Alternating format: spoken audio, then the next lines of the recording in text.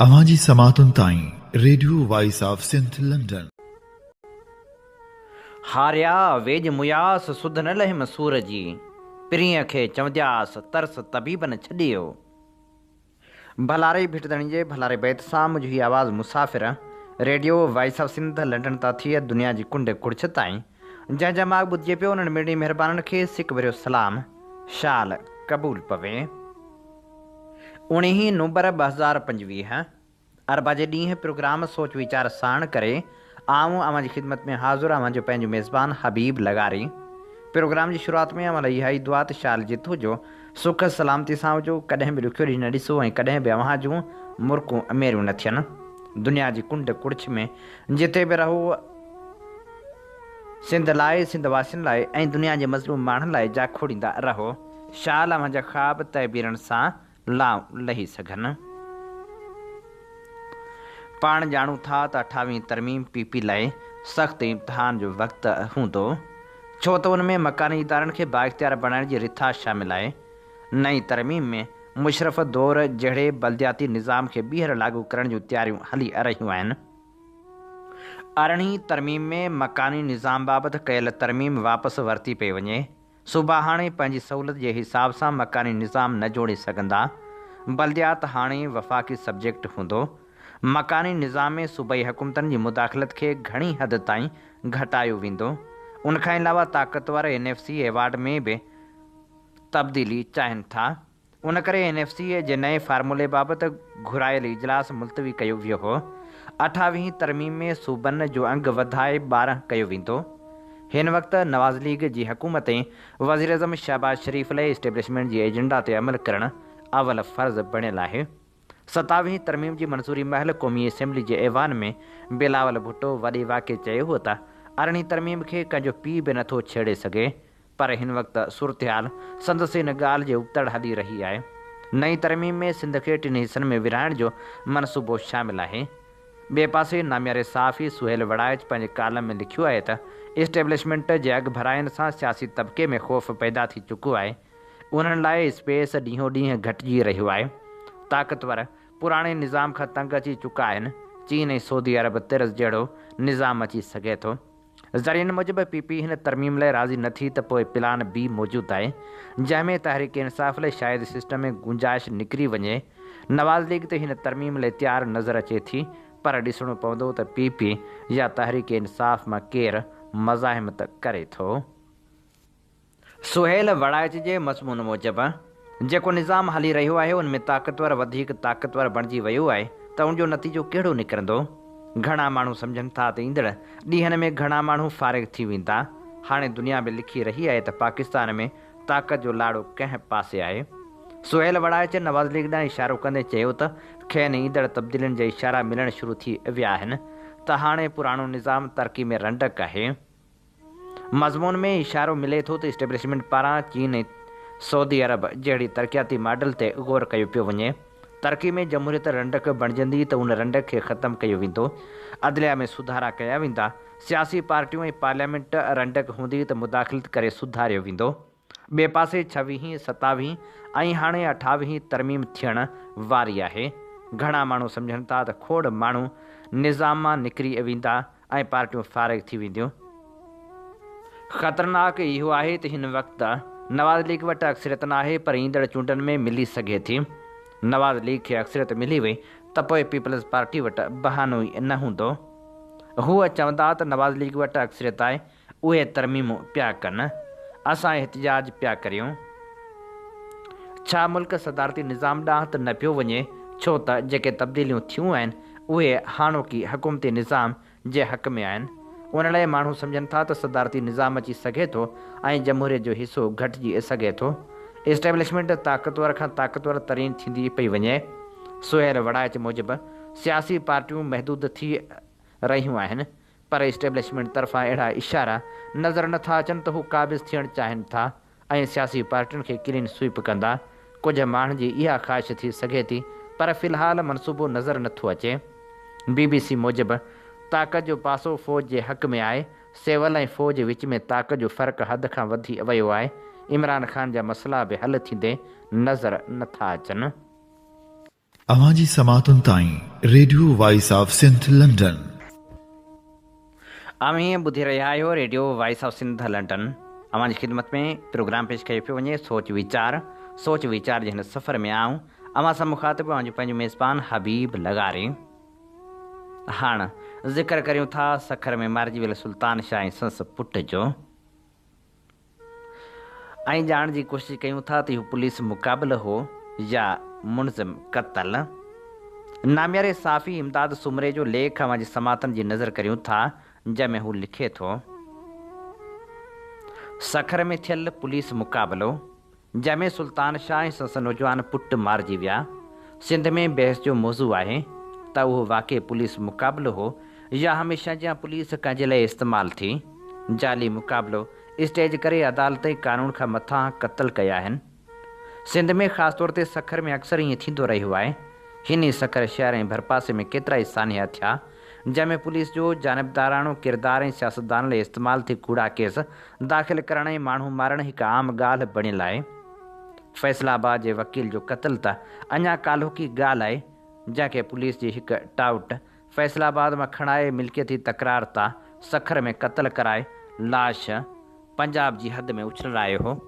उहो क़तल बि विंगारू साबित थियो, जंहिंमें पुलिस जा सीनियर ऑफिसर मुलविस साबित थिया, जिन बाद में वकील जी घरवारी खे किरोड़े रुपया भरे ॾिना ऐं मामिलो लय मिटी करायो। हिन ई सखर शहर में साफ़िन मथां 17 दहशतगर्दी अगवा ऐं मुल्क सां बग़ावत जा केस हिकु सियासतदान ऐं हिकु साफ़ी अॻवान खे ख़ुशि करण लाइ दाख़िल थिया हुआ, जेके बाद में अदालतनि में सभु कूड़ा साबित थिया।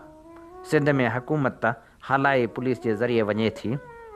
पुलिस जे ज़रिए दबदबो ऐं दहशत सिर्फ़ु सियासतदान न पर वॾा साफ़ी पैदा करे मुखालफ़नि ते कूड़ा केस दाख़िल करे उन्हनि खे मारे हिसाए पंहिंजो सिस्टम हलाइनि था। पुलिस ज़रिए हुकूमत ऐं दबदबो क़ाइमु रखण जो फ़न सिंध जे सभिनी सियासतदाननि ऐं वॾनि साफ़ियुनि वटि आहे। जवाब में उहे तबिका जिन जो कमु अवामी मुफ़ादनि जो तहफ़ुज़ ऐं पुलिस जे ग़लति कारियुनि जी निशानदेही करणु आहे। पुलिस हर ग़लति कमु वेंदे मनशात फ़रोशी ऐं स्मगलिंग जे हर धंधे ते ख़ामोश रहे थी, बल्कि घणनि इलाइक़नि में उन्हनि कारनि धंधनि में हिसेवार बि थियनि था। सखर शहर में जानमंद महर जहिड़े कद काठ जहिड़ा साफ़ी मारिजी विया, कई पुलिस ऑफिसर आया ऐं विया, नतीजो कुझु बि न निकितो। ॾोह ऐं क़बीलाई जहिड़ा उरूज ते रहिया मासूम माण्हू सखर शहर में हीरा इस्पताल अॻियां रुॻो हिकु ज़ात सां तालुक़ु हुजण सबबि कात सां कुठा विया, पर पुलिस कुझु न करे सघी। हिन वक़्तु सिंध में ख़ुशामदीन जो हिकु अहिड़ो गिरोह तयारु थियो आहे जेको सियासतदान ब्यूरोक्रेट्स ऐं पुलिस ऑफिसरनि जे हर ग़लति कम खे सही करे पेश करण जो नरगो हौसलो रखे थो, पर उन बद किरदारी ते फ़ख़ुर बि करे थो। सवाल इहो आहे त ख़ुशामदीन जे बणायल मौक़िफ़ खां हटी करे सुल्तान शाह जे माज़ी खां क़तई नज़र छा पुलिस खे अदालत जज ऐं जला जो किरदारु ॾेई सघिजे थो? सुल्तान शाह ऐं उनजे 15 सालनि जे पुट जो पुलिस मुक़ाबले में मारिजी वञण जो मामिलो हाणे रुॻो हिकु मुक़ाबिलो न रहियो आहे, पर सिंध जे अवामी शऊर पुलिस जी अमलदारी ऐं रियासती इंसाफ़ बाबति वॾे बहस जो उनवान बणिजी चुको आहे। सोशल मीडिया ते लिखियल हज़ारे पोस्टनि खे पढ़ण खां पोइ हिकु ॻाल्हि बिल्कुलु वाज़िह थी वञे थी त सिंध जो माण्हू हाणे पुलिस जे बयाननि ते यकीन करण लाइ बिल्कुलु बि तयारु न आहे। सोशल मीडिया मुताबिक़ मुक़ाबिला न थींदा आहिनि, कराया वेंदा आहिनि ऐं हीउ मुक़ाबिलो न पर मुबैना तौर ते टारगेट किलिंग आहे। घणनि लिखंदड़नि जो मौक़िफ़ आहे त सुल्तान शाह खे अॻुवाट मारण जो फ़ैसिलो थी चुको हो ऐं खेसि घेरे में आणे हिकु तइ थियल मुक़ाबिलो कयो वियो, जंहिंमें संदसि नौजवान पुट खे बि हरू भरू मारियो वियो। उनखां पोइ जो पुलिस जो बयानु हिकु रिवायती कापी पेस्ट नोटिफिकेशन आहे, जंहिं मुताबिक़ हर मुक़ाबले में फायरिंग पुलिस ते थियण जी दावा कई वेंदी आहे, जिते हाणे को बि एतबार नथो करे।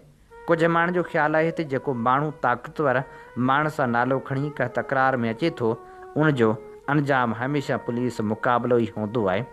ऐं जॾहिं सुल्तान शाह ॾोहारी हो त पुलिस उनजी सलामी हुई, ऐं जॾहिं पोढ़ो थियो त कंहिं कुराड़े अनापरस्त जी अना खे तस्कीन ॾियण लाइ उनजो तज़लील वारो मौत स्टेज करे उनजे लाश जी निमाइश कराई वई। हूअं बि इहा ॻाल्हि सम्झ खां ॿाहिरि आहे त 17 सालनि जी उमिरि जो माण्हू जेको बिल्ड कैंसर जो मरीज़ हुजे, पैंट शर्ट टाई पाए पंहिंजे पुट सां कार में केॾांहुं वञे ऐं कार मां लही मोटरसाइकिल फुर करे ऐं पुलिस मुक़ाबले में मारिजी वञे। पुलिस जो मौक़िफ़ साॻियो पुराणो स्क्रिप्ट वांगुरु आहे त सुल्तान शाह मतलूब ॾोहारी हो, जंहिं पुलिस ते फायरिंग कई ऐं पुलिस जी जवाबी कार्रवाई में मारिजी वियो। वाक़े जी जांच जारी आहे। पुलिस जो हीउ बयानु सोशल मीडिया ते मज़ाक़ बणियल आहे।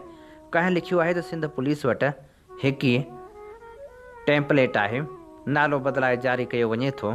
पुलिस जे मौक़िफ़ खे जेकॾहिं दुरुस्त बि करार ॾिजे त सुल्तान शाह ॾोहारी हो ऐं वाक़ई बि हक़ीक़ी पुलिस मुक़ाबले में मारिजी वियो, पर सुवालु इहो आहे त उनजे पुटु हुबदार शाह जो कहिड़ो ॾोह हो, जंहिंखे रिपोर्ट ऐं वीडियो मूजिबि ज़िंदा गिरफ़्तार करे क़तल कयो वियो आहे।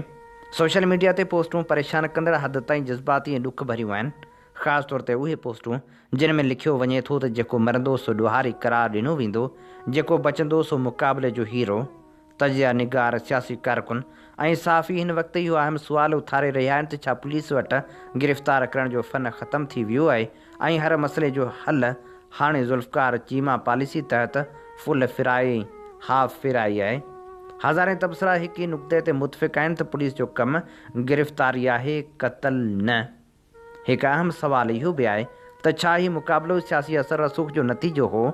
काफ़ी सोशल मीडिया पोस्टूं ॿिनि धुरियुनि जे तकरार जो ज़िक्र कनि थियूं, जिन में सुल्तान शाह सियासत ऐं असर रसूख़ जी जंग जो हिसो हो। कुझु माण्हुनि जो ख़्यालु आहे त जेको घणो ॼाणे थो सो मारियो वञे थो। सोशल मीडिया ते सुल्तान शाह जे नौजवान पुट जी तस्वीरनि सां लिखियल जुमिला हिन वाक़े खे जज़्बाती रुख़ ॾेई रहिया आहिनि त पीउ ऐं पुट खे गॾु मारियो वियो ऐं हीउ इंसाफ़ आहे या क़तल। कुझु नौजवान लिखनि था त असांखे कंहिं बि वक़्तु मुक़ाबले में ग़ाइबु करे सघिजे थो, असां महफ़ूज़ न आहियूं। हीउ डपु सिर्फ़ु सुल्तान शाह जे केस ताईं महदूद न आहे, पर सिंध जे आम माण्हुनि में हिकु ख़ौफ़ पैदा कंदड़ भवाइतो वाक़ियो बणिजी चुको आहे त इलाइक़े जे भोतार जे मुख़ालिफ़त जो मतिलबु अलमनाक मौत ई आहे। सिंध में पुलिस पाण कानून बणिजी चुकी आहे। पुलिस खे जवाबदार बणाइण लाइ कोई इदारो न आहे। मुक़ाबला असल जांच खां फ़रार जो आसान ज़रियो आहिनि ऐं मुबैना तौर ते सियासी माण्हुनि खे ख़ुशि करण लाइ बि अहिड़ा मुक़ाबला कराया वञनि था। अक्सरियत जो ख़्यालु आहे त सिंध में रियासत कमज़ोर ऐं पुलिस ताक़तवर आहे। नतीजा अव्हां जे साम्हूं आहिनि। हीअ असीं अव्हां जे समातनि जी नज़र करे रहिया हुआसीं। इमदाद सुमरे जो लिखियल ख़ूबसूरत लेख। अव्हां जी समातुनि ताईं radio voice of Sindh London. आमीं ॿुधी रहिया आहियो radio voice of Sindh London. अव्हां जी ख़िदमत में प्रोग्राम पेश कयो पियो वञे सोच वीचार जे हिन सफ़र में आऊं अव्हां सां मुखातिबु अॼु पंहिंजो मेज़बान हबीब लगारी। जीअं त अव्हीं ॼाणो था त असीं radio voice of Sindh London तां अव्हां जी ख़िदमत में उहे प्रोग्राम पेश कंदा आहियूं जिन में सचाई जा सॾ हूंदा आहिनि, जिन में तारीख़ जा अमल वर्क हूंदा आहिनि। असीं चाहियूं था हीउ सफ़र सफलता माणे, जंहिं लाइ असांखे अव्हां जे साथ ऐं सहकार जी ज़रूरत आहे। अचो हिन सफ़र में असां सां हमक़दम बणिजो। असांजा प्रोग्राम वधि में वधि दोस्तनि ताईं पहुचायो। उन सां गॾोगॾु असांजे यूट्यूब चैनल खे ज़रूरु सब्सक्राइब करियो। मुल्क जे पुठिते पियल 20 ज़िलनि जी फ़हिरिस्त जारी कई वई आहे, जंहिंमें सिंध जो थर वारो इलाइक़ो बि शामिलु आहे, जॾहिं त बलूचिस्तान जा 17 ज़िला पिणु उन फ़हिरिस्त में शामिलु आहिनि। पाकिस्तान पॉपुलेशन काउंसिल मुल्क जे पुठिते पियल ज़िलनि जी फ़हिरिस्त जारी करे छॾी आहे। रिपोर्ट मूजिबि मुल्क ते 20 पुठिते पियल ज़िलनि मां 17 बलूचिस्तान में आहिनि ऐं सभ खां पुठिते पियल ज़िलनि में वाश्क, खुज़दार, कोहलो, ज़ोब, माशकील, डेरा बुगटी, किलो सैफुल्ला, कलात शामिलु आहिनि।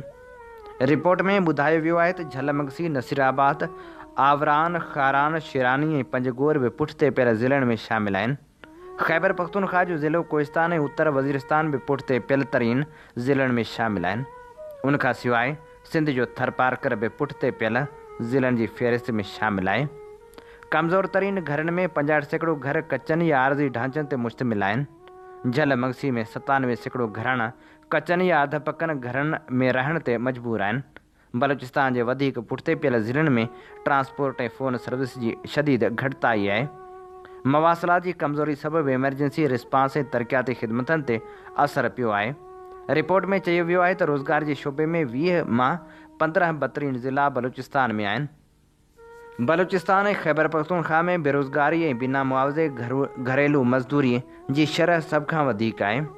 सिहत जे सहूलतनि ताईं रसाई में बलूचिस्तान ऐं ख़ैबर पख्तूनख्वा सभ खां वधीक कमज़ोर आहिनि। ॾुराहनि ज़िलनि में वेझा सिहत मर्कज़ घटि में घटि 30 किलोमीटरनि जे मुफ़ासिले ते आहिनि, जॾहिं त सभ खां वधीक स्कूलनि जो तइदादु कराची में आहे ऐं सभ खां घटि बलूचिस्तान में आहिनि। बलूचिस्तान में छोकिरियुनि लाइ हायर सेकेंडरी स्कूल ताईं फ़ासिलो सभ खां वधीक आहे। वॾा ख़ानदान तालीमी ऐं सिहत जे सहूलतनि ताईं रसाई खे वधीक मुश्किल बणाईंदा आहिनि। IBA टेस्ट पास उमेदवार रोज़गार लाइ सरापा एहतिजाज बणियल आहिनि। कराची में एहतिजाज कयो पियो वञे। काल्ह बि जॾहिं कराची में एहतिजाज कयो वियो त 30 खां वधीक उमेदवारनि खे पुलिस खंभे खणी वई। हुक्मरान उमेदवारनि जे मुतालबनि खे ॿुधण लाइ तयार ई न आहिनि। ॿिए पासे एहतिजाजी तहरीक हलाए मुतालबनि जी मंजता जो मुतालबो कयो पियो वञे। रोज़गार लाइ वाझाईंदड़ IBA टेस्ट पास उमेदवार जे उनवान हेठि क़ासिम ख़ासखेली पंहिंजे ख़ूबसूरत लेख में लिखे थो, सिंध हुकूमत पारां 2021 धारे IBA टेस्ट जे ज़रिए PST यानी प्राइमरी उस्तादनि जी भर्ती जो ऐलान कयो वियो। बेरोज़गार नौजवाननि खे उन ऐलान वारी उमेद सहारो ॾिनो, जंहिंखां पोइ टेस्ट बि थी, जंहिंखां पोइ वरी मुख़्तलिफ़ मार्कूं खणण वारे तकरार ते उहे भर्तियूं अधूरियूं रहिजी वियूं। 60% खां पोइ 50 ऐं 40% मार्कूं खणण वारनि खे भर्ती करण जो बि ऐलान कयो वियो।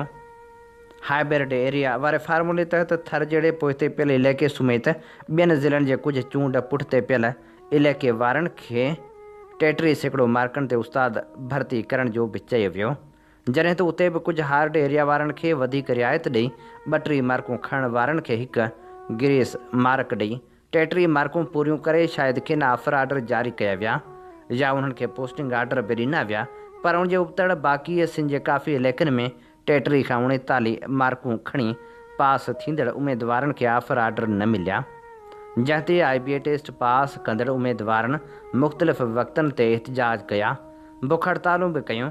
इन सिलसिले में 2023 धारे मामिलो सिंध काबीना में रखण जो पिणु चयो वियो, जंहिंसां सिंध जे IBA टेस्ट पास उन्हनि उमेदवारनि में हिकु क़िस्म जी सुराही सां गॾु उमेद बि पैदा थी, पर उन ते बि शायदि किन सबबनि जे करे अमल न थी सघियो।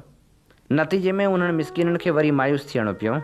उमेदवारनि जो मुसलसिल इहो मुतालबो रहंदो आयो आहे त हिकु सिंध में हिकु कानून हुजणु घुरिजे, जेकॾहिं किन इलाइक़नि में 33 मार्कनि वारनि खे नौकरियूं ॾिनियूं वियूं आहिनि त पोइ उन पॉलिसी तहत सॼी सिंध जे उमेदवारनि सां ॿ अखियाई छॾे हिकु अख करे सभिनी खे बराबरि जे बुनियाद ते रोज़गार ॾिनो वञे, जॾहिं त मुतारिफ़ करायल सॉफ्ट एरिया ऐं हार्ड एरिया वारे तरीक़े सबबि काफ़ी उमेदवार मायूस बणिजी विया आहिनि, जेके वक़्त बे वक़्तु एहतिजाजनि सां गॾु नौकरियूं ॾियण जी घुर कंदा रहनि था।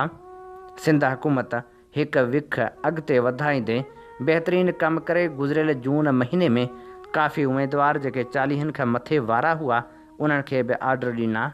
बेरोज़गारी घटि करण लाइ सिंध सरकार जो इहो अमल काफ़ी साराह जोॻो हुयो। सिंध जे माण्हुनि उन फ़ैसिले जी आजियां बि कई, जंहिंसां सवें नौजवान रोज़गार सां लॻी विया। हूं बि सिंध में पीपल्स पार्टी लाइ उहो मशहूरु आहे त उहा रोज़गार कॾहिं बि खसींदी न आहे, बल्कि रोज़गार ॾींदी रही आहे। शहीद राणी मोहतरमा बेनज़ीर भुट्टो जो ख़्वाबु हो त सिंध जा माण्हू पंहिंजनि पेरनि ते बीठल नज़र अचनि, जंहिं ते पीपल्स पार्टी जे सिंध में लगातार चोथों भेरो आयल सिंध हुकूमत काफ़ी हद ताईं कमु बि कयो आहे। हज़ारे न बल्कि लखे नौजवान रोज़गार सां लॻाया विया आहिनि, पर जॾहिं सिंध हुकूमत में वेठल वज़ीर या कंहिं ऑफिसर इन क़िस्म जा ॿाखियाई वारा फ़ैसिला कया त सिंध जे माण्हुनि लाइ इहो मरहलो कंहिं इम्तिहान खां घटि न हूंदो। छो त हिकु सिंध में हिकु पॉलिसी हुजे जेका हर फ़र्क़ खां ख़ाली हुजे ऐं हर फ़र्क़ खे ख़तमु करे छॾे। तालीम खाते में IBA ज़रिए 2021 में वरितल टेस्ट में जेकॾहिं कंहिं हिकु अधु इलाइक़े खे घटि में घटि तालीम जो रेशो ॼाणाए उन्हनि खे घटि मार्कनि ते नौकरियूं ॾिनियूं वियूं आहिनि त पोइ जिते बहितर तालीमी मयार आहे, जिते जा नौजवान काफ़ी अहल बि आहिनि ऐं जिते वधीक हौसला अफ़ज़ाई करणु घुरिजे, उते जे नौजवाननि खे इन क़िस्म जे फ़ैसिलनि सां मायूस करण बि मुनासिबु अमल न आहे। जेकॾहिं शुरू में 60% ते नौकरियूं ॾियण जो फ़ैसिलो थियल हो, जेकॾहिं उहो बि ॾुखियो हो त उन करे घटि में घटि मार्कनि ते नौकरियूं ॾियण जो फ़ैसिलो कयो वियो। उन ॻाल्हि जे करे सिंध हुकूमत जी नीयत ते शक नथो करे सघिजे त उन बहितर फ़ैसिलो करे 60 खां घटि 55 या उन खां बि तमामु घटि 33 मार्कनि ते बि नौकरियूं ॾेई सिंध जे सवें ख़ाली पियल स्कूलनि में उस्ताद भर्ती करे उते तालीमी निज़ाम खे हलाइणु चाहियो हो, जेको क़ाबिल तारीफ़ अमल आहे। पर हाणे ॿुधण में आयो आहे त गुज़िरियल 30 जून ते जिते उन टेस्ट वसीले पास थींदड़ उमेदवारनि खे नौकरियूं ॾियण वारो सिस्टम क्लोज़ कयो वियो आहे त उते वरी ख़ाली थियल जाइनि ते नई टेस्ट वठण जो बि चयो पियो वञे। नई टेस्ट बि भले वरिती वञे, पर जिन उमेदवारनि 2021 में 33 या उनखां मथे मार्कूं खणी टेस्ट पास कई हुई, यकीनन 5 साल गुज़रण ते उनजी उमिरि बि 5 साल वधी आहे। जिन मां काफ़ी उमिरि वधण सबबि उमेदवार हाणे टेस्ट ॾियण जे अहल बि न रहिया हूंदा। उन करे सिंध हुकूमत खे गुज़ारिश कजे थी त सिंध असेंबली मां हिकु अहिड़ो बिल पास करायो वञे जंहिंमें गुज़िरियल टेस्ट में पास थियल उमेदवारनि खे रोज़गार सां लॻाइण जी राह हमवार करे उहा टेस्ट पास करण वारनि खे आर्डर ॾिना वञनि, जंहिंखां पोइ रहियल ख़ाली सीटुनि ते भले ॿीहर नए सिरे टेस्ट वठी अॻिते ईंदड़ अहल उमेदवारनि खे बि नौकरियूं ॾेई रोज़गार सां लॻायो वञे, जंहिंसां न रुॻो तालीमी मैदान में सिंध सरकार जो कमु सुठनि लफ़्ज़नि में ॻणियो वेंदो, बल्कि रोज़गार ॾियण जे हवाले सां पिणु सिंध ॿियनि सूबनि खां घणो अॻिते लेखी वेंदी। ऐं सिंध जा माण्हू मुआशी तौरु पिणु मज़बूत थी सघंदा। हीअ असीं अवां जे समातनि जी नज़र करे रहिया हुआसीं कासिम ख़ासकेली जो लिखियल लेख। अवां जी समातुनि ताईं radio voice of Sindh London. नाम्यारे शाइर मज़हर लगारी लिखियो, देस जंहिंमें कुफ्र जो आहे ॾुकार, देस जंहिंमें कुफ्र जो आहे ॾुकार, बेसदा हर का सदा गूंगी पुकार, बेवसी सुसुई जियां रोयो पवे, चेहरो चेहरो बेहसी जो इश्तिहार, हर लुटेरो आ शरीफ़ नफ़्स ऐं हर को कातिल ज़िंदगी जो ठेकेदार, हर कलम हिसियल हरण जी ऐं जिते यातरारनि खंजरनि जो इक़्तदार, ॻोठ जंहिंजे घाव जी हर का घटी, शहर छा बसाए खोलियनि जी कतार, मुंहुं लथल धुंधला सितारा दूर दूर, मुंहुं लथल धुंधला सितारा दूर दूर, चंड जंहिंजे आसमां में अश्क बार, ज़िंदगी जंहिंमें मन आ ज़िंदगी, ज़िंदगी जंहिंमें मन आ ज़िंदगी, बाग़ जंहिंमें आहे बंदिश पियल बहार, हर मोहब्बत आ अधूरो को शहर, हर मोहब्बत आ अधूरो को शहर, हर जवानी ॼण टुटल काई सितार, केर ही सभु कुझु ॾिसे साहस ना, मूं वतन पंहिंजूं अखियूं पूरे ॾिठो, चंड काई ॻाल्हि हुई रोई चई, समुंड मुंहिंजे देस खे घूरे ॾिठो, समुंड मुंहिंजे देस खे घूरे ॾिठो। नाम्यारो शाइर इसाक समेजो लिखे थो, ख़ाली पणे खे कॾहिं ख़ाली पणे भरियो आ, ए दिल चरीत नाही ॾुख सां ख़ुशी थी ॻोल्ही, बर्बाद खंडरनि में बाज़ार पई तलाशी, उबती ठहियल त नाही ऋण में नदी थी ॻोल्ही, सभु दास देवताऊं तुंहिंजा ए देवदासी, भॻवान तोखे ॻोल्हनि ऐं तूं मड़ी थी ॻोल्ही, रस्तनि ते धूड़ आहे पेरा हवा खणी वई, कहिड़े सफ़र ते निकिते कंहिंजी घटी थी ॻोल्ही, चढ़ंदड़ वही जे वेले ठुकराए हिकु मोहबत, सोना पना वञाए हाणे रदी थी ॻोल्ही, तोले ते हिकु जनूनी दिलि खे कयो अझूड़ो, रेशम गली में कहले ॻाढ़ी सगी थी ॻोल्ही। नाम्यारो शाइर अहमद सोलंगी लिखे थो, मुखड़ी टिड़ी पवण खे फरामोश कीअं कजे, ऐं तुंहिंजे गुल थियण खे फरामोश कीअं कजे, तूं ई शराब ख़्वाब जो सागर शबाब जो, हिन जोड़ जे जोड़ण खे फरामोश कीअं कजे, तुंहिंजे बदन ते आ लथी जोभन जी रुत बसंता, अख जे ककोर जण खे फरामोश कीअं कजे,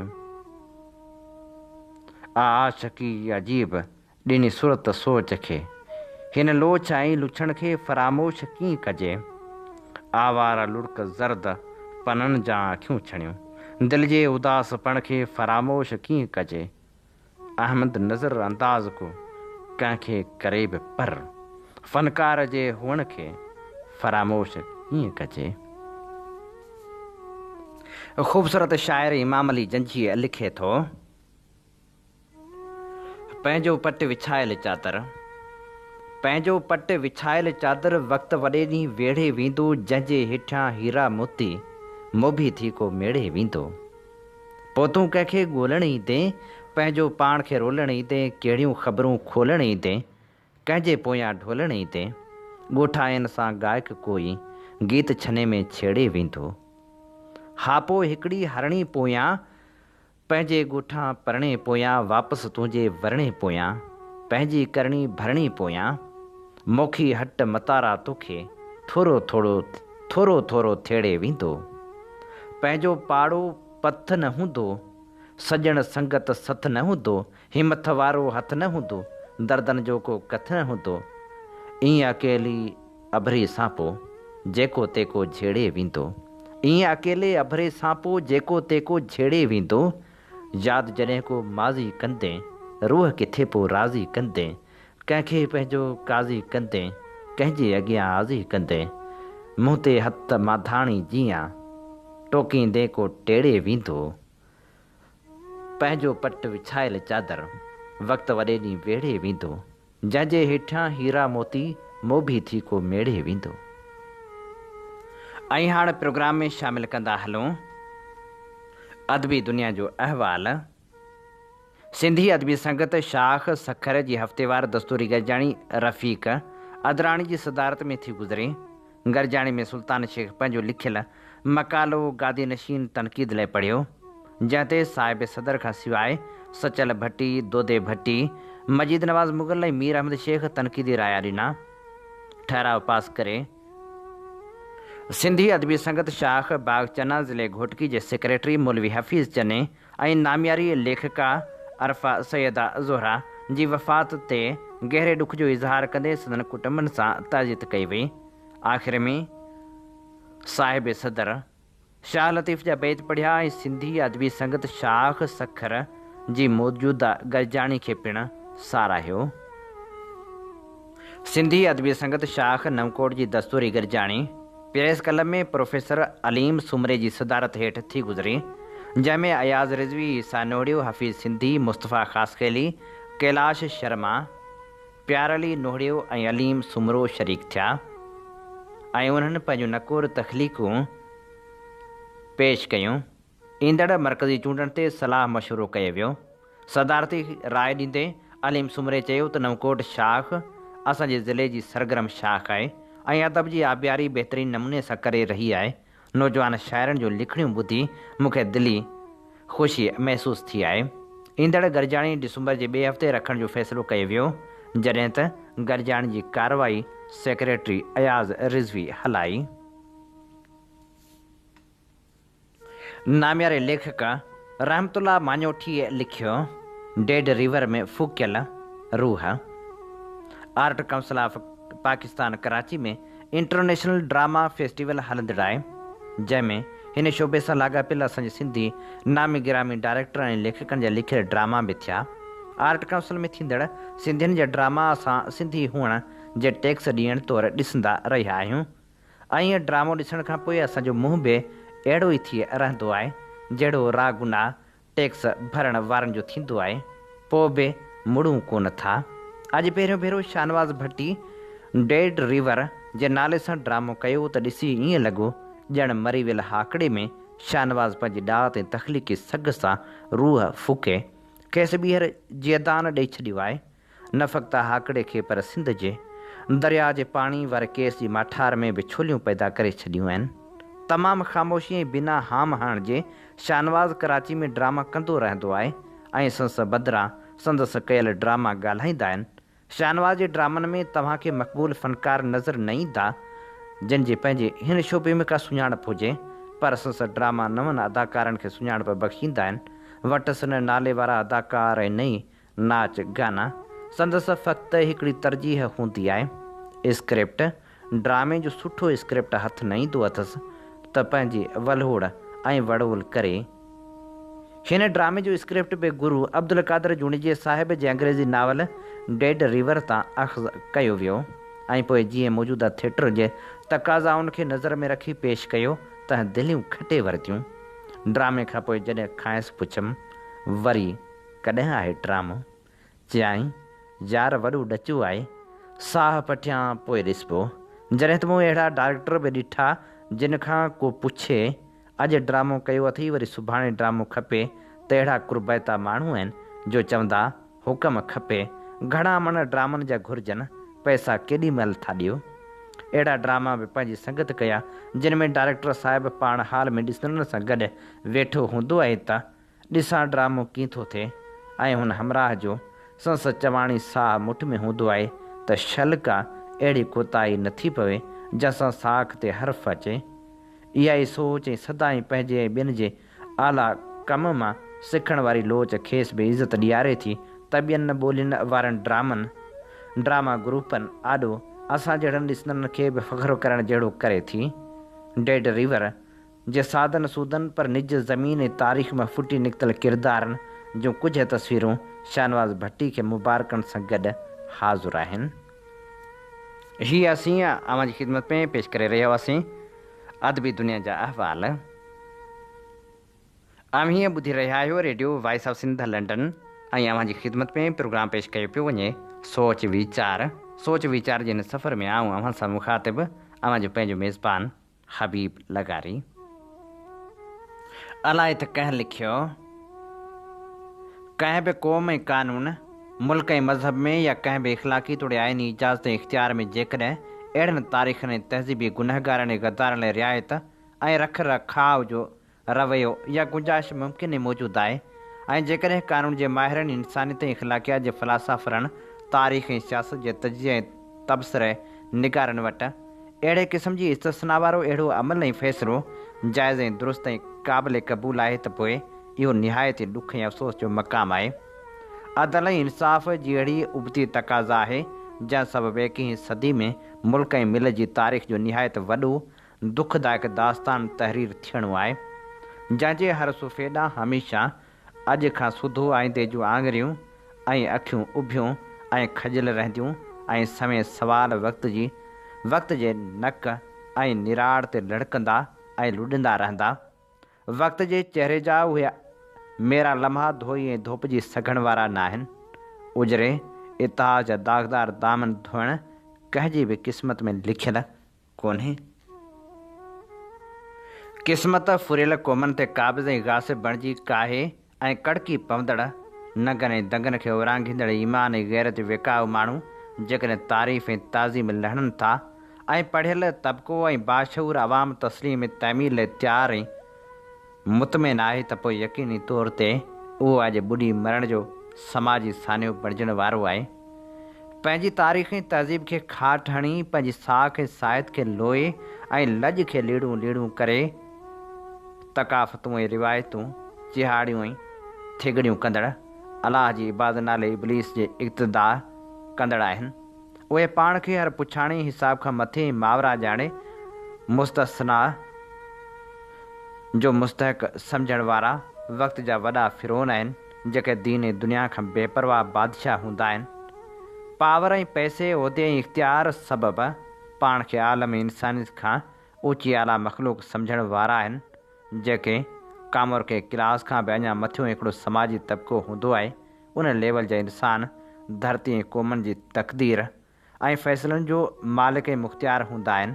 उहे इंसाननि जे मथां इलाही इख़्तियारनि जे वाघ ऐं वाट जा वारिस ऐं धणी हूंदा आहिनि। दरअसल उहे हज ऐं उमिरि सां ऐब ऐं गुनाह ज़ुल्म ऐं ज़्यादतियूं बख़्शराए माणपे जा मिराज माणियल डबल अशरफुल मख़लूक़ात वारा ताक़तवर तबिके जा ॿिटी शराफ़त सां नवाज़िल हूंदा आहिनि, यानी बाक़ी ॿिया इंसान रुगो अशरफुल मख़लूक़ात वारे मरतबे ते फ़ाइज़ आहिनि, पर हू उन पद खां अञा मथे ज़ू अशरफुल मख़लूक़ात जी ॿीणे उहिदे वारा मख़सूस ऐं मोतबर मख़लूक आहिनि।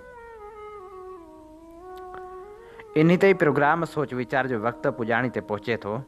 पंहिंजे मेज़बान हबीब लगारी खे इन साॻी दुआ सां ॾींदा इजाज़त। वसे भिट तुंहिंजी भलारा सदा सदा देस परदेस सारा वसन, कॾहिं सींद सिंजी न मेरी थे, कॾहिं मोड़ कंहिंजा न मुरझाइजनि। अवांजी समातुनि ताईं radio voice of Sindh London